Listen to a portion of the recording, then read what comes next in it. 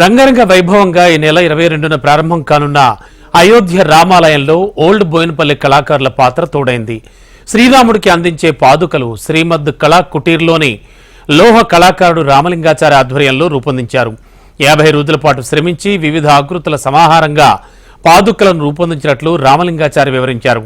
అయోధ్య శ్రీరామునికి పాదుకలు తయారు చేయడం ఈ జన్మకు దక్కిన అదృష్టంగా భావిస్తున్నట్లు శిల్పి రామలింగాచారి అభిప్రాయం వ్యక్తం చేశారు.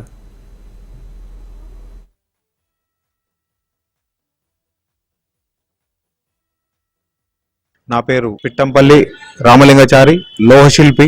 శ్రీరామచంద్ర వారి పాదుకలు తయారు చేయడం అంటే అదొకటి మామూలు చిన్న విషయం కాదు. ప్రపంచ దేశాలలోనే జనవరి 22 తారీఖు అనేది గుర్తింపు వస్తున్న తారీఖు అది. 22 తారీఖు ఎందుకంటే అయోధ్యలో శ్రీరామచంద్ర వారి విగ్రహ ప్రతిష్టాపన జరుగుతుంది. మన దేశ ప్రధాని నరేంద్ర మోడీ గారి చేతుల మీదుగా, యోగి గారి చేతుల మీదుగా జరుగుతుంది కనుక ఈ కార్యక్రమం చాలా గొప్పది.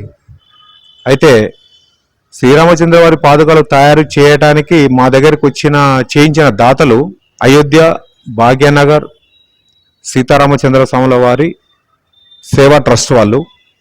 మేము చేసిన కొన్ని దేవాలయాల్లో మా పని చూసి వాళ్ళు మనకు ఈ పాదుకలు కావాలని చెప్పేసి మా దగ్గరకు వచ్చినారు వాళ్ళు. వాళ్ళు వచ్చి అడిగినప్పుడు కొద్దిగా సందేహంగానే ఉండే మాకు. ఎట్లా అంటే నిజంగా మేము తయారు చేయడానికి శ్రీరామచంద్ర వారి పాదుకలు చేయడానికి నిజంగా అయోధ్యనేనా ఇది, లేకుంటే ఈ చుట్టుపక్కల ఉన్న దేవాలయాలకు ఏమైనా రామాలయాలు పెడతారేమో అన్నట్టు ఆలోచన ఉండి వాళ్ళను మరీ అడగడం అయింది. ఇది నిజంగా మన అయోధ్య రామచంద్రమూర్తికేనా అని అడిగితే ఇది ఖచ్చితంగా అక్కడనే అండి అని చెప్పిండ్రు వాళ్ళు. చెప్పిన తర్వాత మేము శ్రీరామచంద్రుల వారు మాకు వరం, ఈ జన్మకు మాకు ఈ వరం ఇచ్చిండనే అని మేము భావిస్తున్నాము. అదొకటి.